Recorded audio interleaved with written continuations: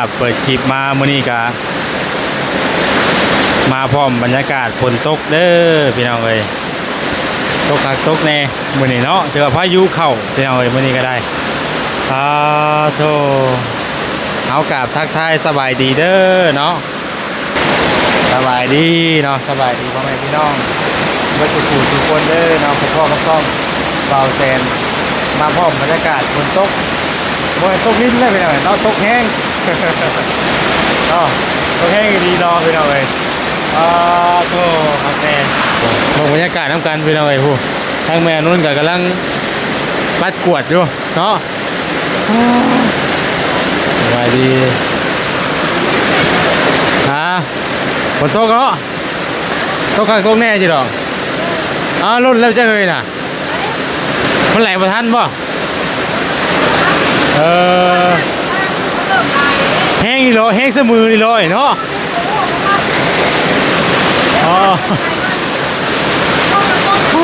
มันล่นมึงเนี่ย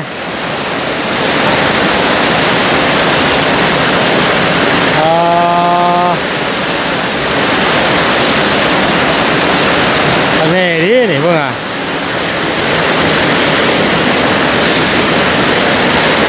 มันไหลบ่ทันเนาะมันไหลอยู่น่ะไหลบ่ทัน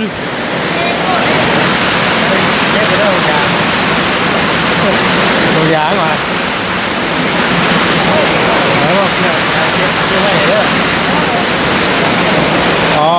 มึงในท่านี่กัน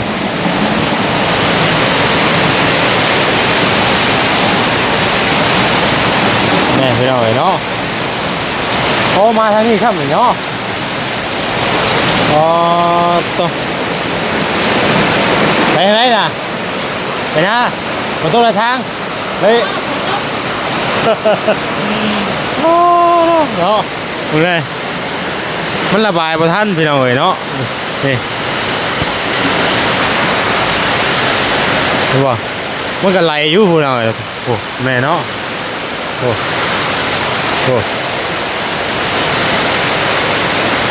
มันก็ไหลแต่ว่ามันไหลในบ่ทันเนาะน้ำเต็มปากท่อพี่น้องเลยฝนล้นทางเลยเพื่อนทางนั้นแต่เนาะถ้าว่าทางนั้นมีท่อตัวทางนี้ที่ดอนี่พี่น้องเลยรถเท่ากับตากฝนเลยรถเท่ากับพี่น้องเลยคุยล่างให้เลยเนาะคุยล่างกินตะหมองให้เลยตัว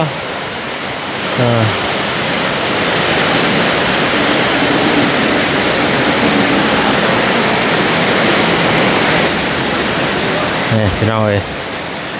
โอ้เนาะว้าตัวทางสร้างเพื่อนกับประตูกับว่าได้ลุยนะมือนี่เนาะไปดีแล้วบ่ชิดงั้นนะช่างสีเอาอย่างเนาะได้ละได้เลยว่าแล้วยังวันนี้ยังวันไรกันเลย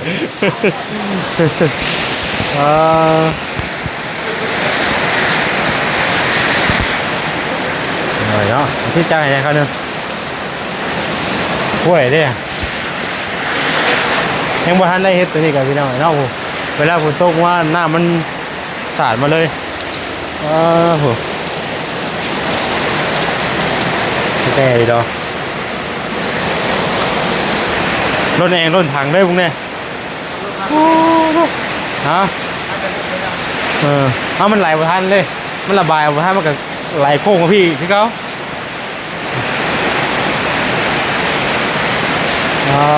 ตัวแห้งคักแห้งแน่พี่น้องเอ้ยเนาะวันที่กเราล่างว่าสิไปเวียดน้ำกันพี่น้องเอ้ยเนาะป่าวันโคกใช่เนาะป่าวันโคกไม่อยากโฟกัสลายเป็นไรพี่น้องเอ้ยเนาะป่าวันโคกเขานี่จะไม่ได้คอยได้นั่นเองนะเดี๋ยวติดเชื้อโรคแล้วเองก็กระบาดแล้วเนาะ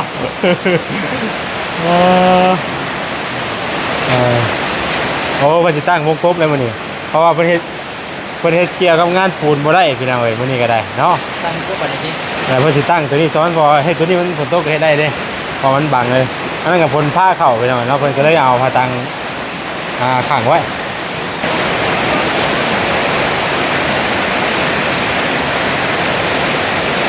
เป็นติดตั้งบานนะว่าอะไรกัน จะตั้งบานตั้งบานปองเยี่ยมประตูก็ยังอยู่พี่น้องเอ้ยเนาะเปียกจนเบิดเลยนี่เนาะชุบต้องเข้าสีไว้ในนิดนึง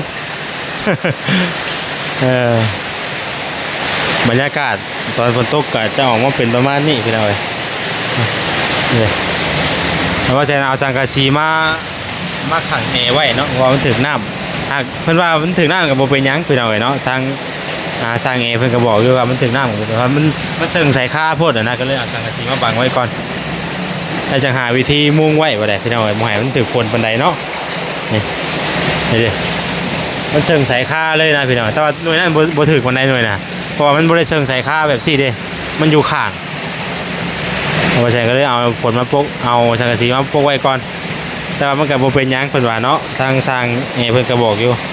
แต่ว่าเฮาก็บ่อยากให้มันถึกสินะพอดีทางสร้างเพิ่นนี่ปลูกแล้วเนาะแล้วก็ยังอยู่ทางนี้ทำไม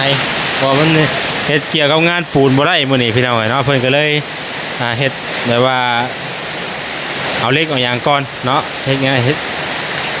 ตั้งเฮ็ดงานเกี่ยวกับเหล็กมื้อนี้นะเพราะว่าถ้าว่าจะเห็ดปูนบัดมันบ่แห้งพี่น้องเอ้ย มันบ่แห้งเพิ่นก็เลยจะตั้งวงกบก่อนเนาะวงหนึงวงหนึง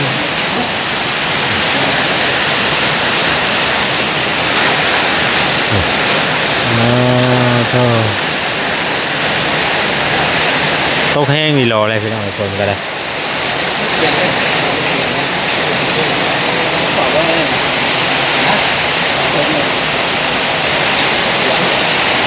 มันรู้ทั้งหมดแล้วไม่ได้แต่ว่ามีโตตัว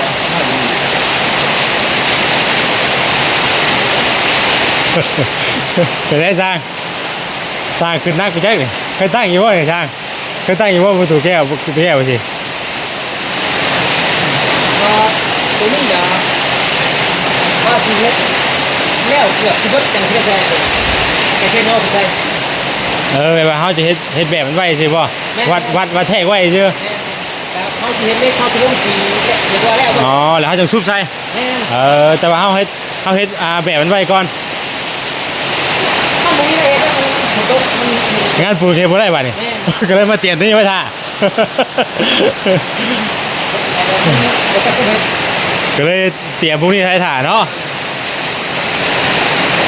ฝนตกก็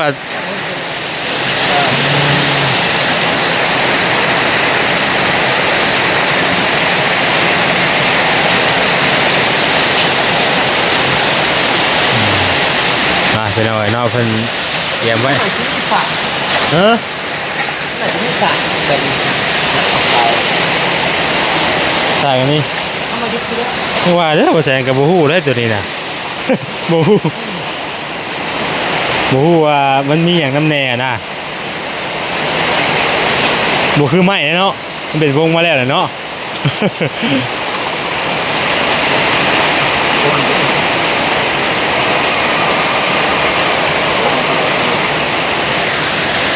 วางมือแล้ว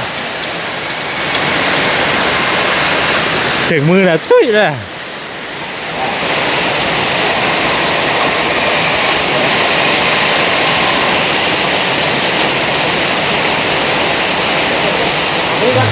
เป็นอะไรเนาะ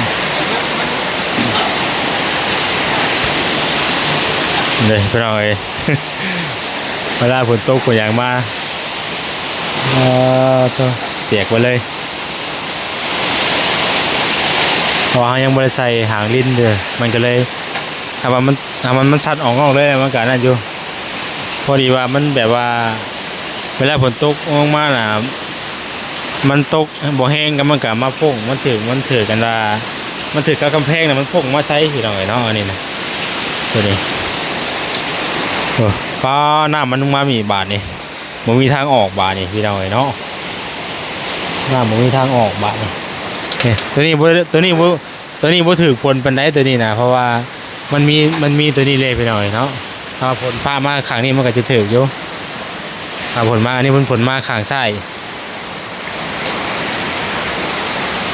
เดี๋ยวแล้วเบอร์แหละสิ หาวิธีมุงไว้พี่น้องเอ้ยเอาสังกะสีแผ่นเดียวมุงไว้เนาะบ่อยากให้มันถึกฝนปานใดเดี๋ยวเฮาเคลียร์แล้วค่อยเฮ็ดไปเคลียร์แล้วบ่ทุกสิ่งทุกอย่างแหละจังสิมุงไว้พี่น้องเอ้ยบ่อยากให้ถึกฝนนะว่าซั่นก็ได้แต่ว่ามันก็บ่เป็นหยังดอกเนาะทางสร้างเพิ่นก็บอกอยู่บ่ได้ปัด2มื้อพี่น้องเอ้ยเรือนนี้ก็ได้ขี้ดินเนาะขี้ดินจากทางอะไรพี่น้องเอ้ยเนาะขี้ดินจากทางเวลาฝนตกฝนอย่างแนวนี่น้ำตีนรถเจ๊นะขี้ดินตีนรถโธ่มานี่แหละพี่น้องเอ้ยเปียกมาเลย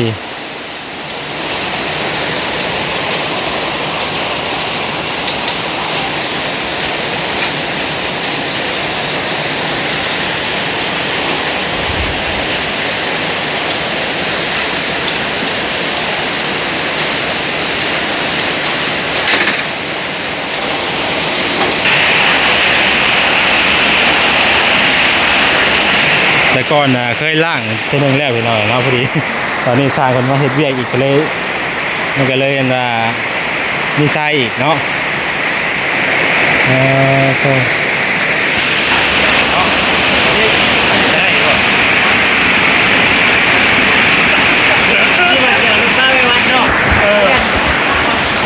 ว่าจะเอารถไปว่าได้ขี้ย่างก็ไปว่ะ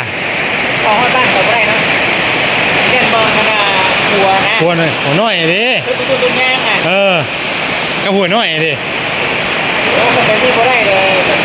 บ่ได้หน้ามันออกเลยเพราะว่ามันตกมาทีบเลยมื้อนี้น่ะตัว เล็กอ่ะเล็กเนาะ โอ้ก็เบิ่งสภาพมันก่อนโอ้บ่ถึงแม่แห้งอยู่เนาะโคตรว่าพี่น้องเอ้ย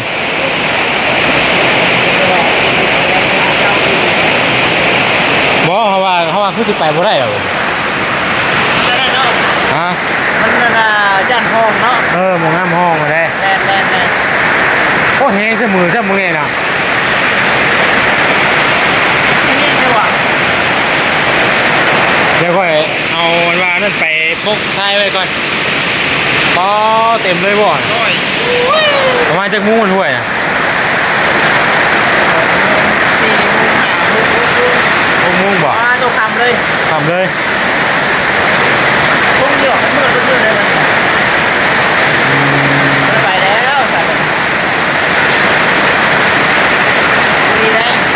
เนาะ